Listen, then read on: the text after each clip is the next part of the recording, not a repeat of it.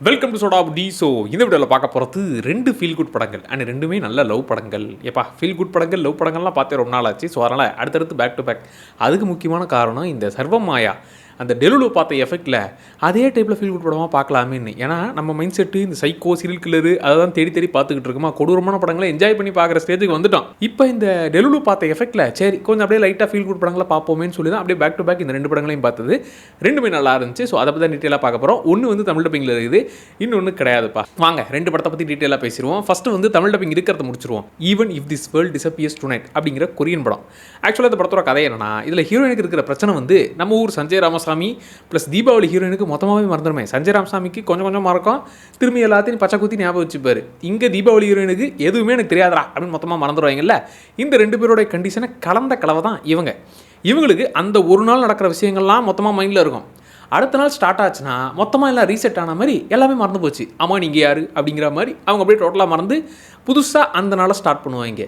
So இப்படிப்பட்ட பிரச்சனையில் இருக்கிற இவங்க ஸோ அடுத்த நாள் ஸ்டார்ட் பண்ணும்போது ஆமாம் நேற்று நான் நினச்சி முந்தா நேற்று நான் நினச்சிங்கிறத ரீவைண்ட் பண்ணி பார்த்துட்டு நோட்ஸ் எடுத்துக்கிட்டு தான் அந்த நாளையே ஸ்டார்ட் பண்ணணும். இப்போ இவங்க ஹீரோவை லவ் பண்ணுறாங்க. ஸோ இந்த லவ்க்குள்ளே நம்ம ஹீரோ வந்து ஒரு நாளையும் அவங்களுக்கு எவ்வளோ ஹாப்பியாக மாற்றுறாரு, அடுத்த ஒரு நாளும் என்னவா இருக்க போகுதுங்கிறது தான் இந்த படமே. எனக்கு இந்த படத்தில் பிடிச்சது ஹீரோயினோட இப்படி ஒரு பிரச்சனைங்கிறதே காம்ப்ளிகேட்டடு. இந்த கொரியன் பாய்ஸு எங்கேருந்தா இந்த மாதிரிலாம் புதுசாக யோசிப்பானுங்கன்னே தெரியாது. ஏன்டா லவ்ங்கிறதே பிரச்சனை, முதல்ல 2 பேர் சேர்றதே பெரிய பிரச்சனை, அதுவே உலக அதிசயம். இதுக்குள்ளே இது பத்தாது, இதெல்லாம் பிரச்சனையே கிடையாதுன்னு இவனுக்கு புதுசாக க்ரியேட் பண்ணி வேறு கொடுக்குறானுங்க. ஹீரோயினுடைய நிலைமையை புரிஞ்சிக்கிட்டு இந்த ஒரு நாளும் அவளை எப்படி நான் லவ் பண்ணுறேன், இந்த ஒரு நாள் அவள் அடுத்த நாள் உட்காந்து அதை படித்தான்னா இந்த நாளில் இதெல்லாம் நடந்துச்சா, ஆஹா செம்மையாக இருக்குல்லன்ற மாதிரி பார்த்து ஒரு மூமெண்ட்டாக அவர் கிரியேட் பண்ணுவார். அதெல்லாம் சூப்பராக இருந்துச்சு. எனக்கு அதே மாதிரி இதில் ஒரு எதிர்பார்க்காத ஒரு மூமெண்ட் வரும். ஏய் நேடா இப்படி ஒன்று வேலையை பார்த்து விட்டீங்கன்ற மாதிரி அந்த ஏரியா வரும்போது கொஞ்சம் டிஸ்டர்ப் ஆச்சு. இந்த ரூட்டை எதிர்பார்க்கலடா ஏன்டா இப்படி கூட்டு போயிட்டீங்கன்ற மாதிரி அந்த இடம் கொஞ்சம் லைட்டாக ஒரு மாதிரி இருந்துச்சு.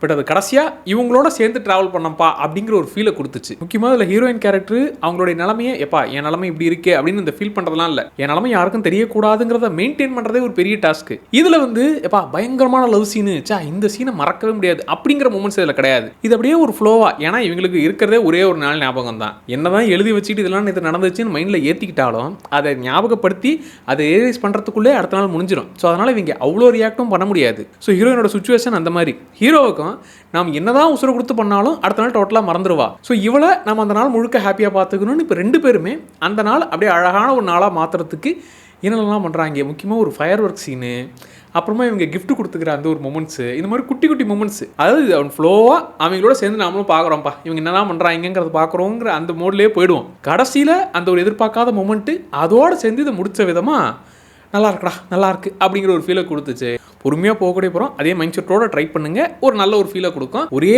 ஒரு கிசிங் சீன் மட்டும் இருக்குது, அது பெரிய உருத்துறா மாதிரிலாம் இருக்காது, அந்த மூமெண்ட்டில் அழகாக தான் இருக்கும்.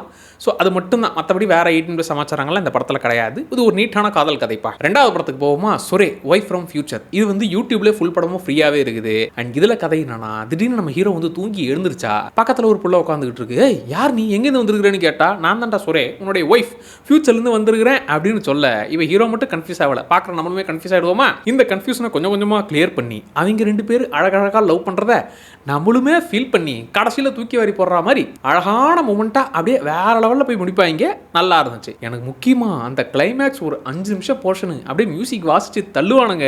அந்த 5 நிமிஷம் அப்படியே கன்சியூம்டாமல் அப்படியே என்னடா இவ்வளோ அழகாக இருக்குங்கிற மாதிரி அந்த ஒரு 5 நிமிஷம் எனக்கு கிளைமேக்ஸ் போர்ஷன் அப்படியே ஒரு மாதிரி அழ வச்சுட்டானுங்க. ஸோ இதில் இந்த ஒய்ஃப் கேரக்டர், அதான் ஹீரோயின் கேரக்டர் வந்து அவங்க இவனை புரிஞ்சிக்கிறது ப்ளஸ் இவன் லைஃப்பை மாற்றுறது, இவங்க வந்ததுக்கான பர்பஸை கொஞ்சம் கொஞ்சமாக அவனுக்கு புரிய வைக்கிறதுங்கிற மாதிரி அவங்களுடைய வேலையே பெருசு. ப்ளஸ் இந்த லவ்லியே இந்த 2 டைலாக் ஒன்று இருக்கும் தெரியுமா, 100 வருஷம் உன் கூட தான் வாழணும், 7 ஜென்மம் எடுத்தாலும் நீ தான்ப்பா என் கூட இருக்கணும் அப்படின்னு இந்த 2 விஷயத்தை உருட்டு அப்படிங்கிற கேட்டகரிக்குள்ளே கொண்டு வந்துட்டாங்க. ஆனால் இந்த படத்தில் அந்த 2 டைலாக்குமான வேல்யூவை இவ்வளோ அழகான டைலாக்ஸில் அப்படிங்கிற மாதிரி ஃபீல் பண்ண வச்சது தான் இந்த படத்துடைய பெரிய வெற்றி. அண்ட் முக்கியமாக இந்த படம் பொறுமையாக பிக்கப் ஆகும். ஒரு மொமெண்ட்டில் தான் இப்படி நடக்க போகுதாங்கிறது விஷயம் லாக் ஆகும்.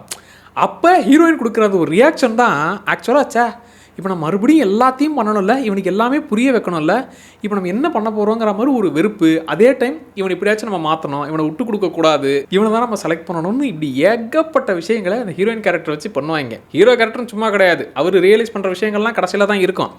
ஆனால் இல்லை இந்த ஹீரோயின் கேரக்டரை சுற்றி மட்டுமே அவங்க ஒரு தடவையும் இந்த விஷயத்தை அவங்க ரியலைஸ் பண்ணி அவனுக்கு கொஞ்சம் கொஞ்சமாக புரிய ட்ரை பண்ணுறது, இவங்க 2 பேருடைய அந்த அழகழகான மூமெண்ட்ஸ்ன்னு என்னை எப்பவுமே மறந்துடாதங்கிற மாதிரி சொல்லிட்டு அந்த ஒரு மூமெண்ட் நடக்கும். அதான் அந்த கடைசி ஒரு 5 நிமிஷம் நான் சொன்னேன்ல, இதில் ப்ளஸ் என்னன்னா சயின்டிஃபிக் டேர்ம்ஸை யூஸ் பண்ணுறேன், சயின்ஸை வச்சு இப்படிலாம் பண்ணுறேன் அப்படின்னு இந்த எக்ஸ்பெரிமெண்ட் ஏரியாக்குள்ளவே இவங்க வரல. இது வெறும் லவ் படம்ப்பா, ஏன் இதுக்குன்னெலாம் காரணம் கேட்காதீங்க. இந்த விஷயம் நடக்குது, அதை நல்லா என்ஜாய் பண்ணுங்க, இந்த மூமெண்ட்டை ஃபீல் பண்ணுங்கிற மாதிரி லவ் ஏரியாவை தான் தூக்கலாக போட்டிருப்பாங்க. ரொம்ப நாள் கழிச்சு ஒரு லவ் படத்தை நல்லா என்ஜாய் பண்ணுது. அண்ட் இந்த 2 படமும், போன படமும் சரி இந்த படமும் சரி, ஸ்லோவாக போகக்கூடிய படம் தான். ஆனால் அந்த ஸ்லோங்கிறது இந்த கதைக்கு தேவைப்படும். ஏன்னா ஹீரோயின் இப்போ இவ்வளோ விஷயங்கள் நான் பண்ணியிருக்கிறேன், ஆனாலும் நான் திரும்ப திரும்ப பண்ணணுமா இது அப்படிங்கிற அந்த ஒரு சின்ன சலிப்பு அவங்களுக்கு வரணும். இவன் கூட நான் எப்படி நான் வாழ்ந்துருவேன், இதுக்காக தான் இதெல்லாமே பண்ணுறேன்னு அவங்க இந்த விஷயத்தை நான் திரும்பியும் ஐயோ நான் இதை பண்ணணுமா அப்படிங்கிற ஒரு விஷயத்தோடு இல்லாமல் என் காதலுக்காக இதை நான் பண்ணுவேன்டான்ற மாதிரி கொஞ்சம் கொஞ்சமாக பண்ணுறது, அவங்க தேர்ந்தெடுக்கிற வேற ரூட்டுங்கிற மாதிரி பல விஷயங்களை இதை டீல் பண்ணிருப்பாங்க. இவங்க ஏன் இதெல்லாம் பண்ணுறாங்கிற விஷயத்தை நமக்கு அப்படியே நான் வச்சுக்கோன்ற மாதிரி சொல்லுவாங்க. அந்த மூமெண்ட் ரொம்ப அழகாக இருந்துச்சு. ஸோ இந்த 2 படங்களும் ஒரு மாதிரி நல்லா இருந்துச்சு. ஃபஸ்ட்டு எனக்கு இந்த சொரே வைஃப் ஃப்ரம் ஃபியூச்சர் அது இன்னும் பயங்கரமாக ஒர்க் ஆச்சு. அந்த படம் வந்து நல்லா இருந்துச்சுப்பா, இது அப்படியே அழகாக ஒரு கவிதை வாசிக்கிற மாதிரி நல்லா இருந்துச்சுங்கிற மாதிரி 2 படமுமே ஒரு நல்ல ஃபீலை கொடுத்துச்சு. ஸோ 2 படமும் பார்த்தவங்க உங்களுக்கு எப்படி இருந்துச்சுங்கிறத மறக்காம கமெண்ட்டில் சொல்லுங்கள். இப்போ சொல்லுங்கள், எனக்கு டெல்லு மாதிரி பேய் தான் வேணுமா, இல்லை எனக்கு சூரிய மாதிரி ஒய்ஃப் தான்ப்பா எனக்கு ஃபியூச்சர்லேருந்து வரணுமா, இல்லை இந்த புள்ள மாதிரி இப்படி ஒரு பிரச்சனை இருந்தாலும் பரவாயில்ல நான் காதல் பண்ணணும்னா இந்த ஆப்ஷனை நீங்கள் செலக்ட் பண்ணுவீங்க அப்படிங்கிறத மறக்காம கமெண்ட்டில் சொல்லுங்கள். அண்ட் இன்னொரு ஸ்பை த்ரில்லர் சீரிஸ் வந்துருக்குது. ஸோ அதுதான் எடுத்து வச்சிருக்கிறேன். 6 எபிசோடு தான். ஸோ அதை முடிச்சுவிட்டு அடுத்தடுத்து இந்த வீக்கெண்டுக்கான வீடியோவே கவர் பண்ணிடலாம். ஸோ டசன் கணக்கில் ஏகப்பட்ட சீரிஸு படங்கள்னு வந்துருக்குது. ஸோ மொத்தத்தையுமே கவர் பண்ணுவோம். அப்புறம் வந்து இந்த ரீகேப்பு, ஆமாம் ஃபாலோ அவுட் ரீகேப்பு மார்ச் ஏப்ரல்லே மொத்த பெரிய தலைங்களும் இறங்குது. ஸோ மொத்தமே ரீகேப் அடுத்தடுத்து நம்ம சேனலில் இறக்கப்படும். அதுக்கான லிஸ்ட்டை வந்து நான் போஸ்ட்டாக போடுறேன். ஸோ என்னென்னலாம் அடுத்த ரீகேப் கவர் பண்ணலாம், இதெல்லாம் இன்னும் கவர் பண்ணு அப்படிங்கிற அந்த விஷயத்தை நீங்கள் கமெண்ட்டில் சொல்லுங்கள். ஸோ பேக் டு பேக் இனிமேல் வந்து வீக்லி ஒரு 2 ரீகேப்பாச்சும் வரும். ஏன்னா அவ்வளோ சீரிஸ் கிடக்குது. அடுத்து மொத்தத்தையும் கவர் பண்ணி விட்டுரும். மறக்காமல் சோடா அப்படி சேனலை சப்ஸ்கிரைப் பண்ணிக்கோங்க. Tata by.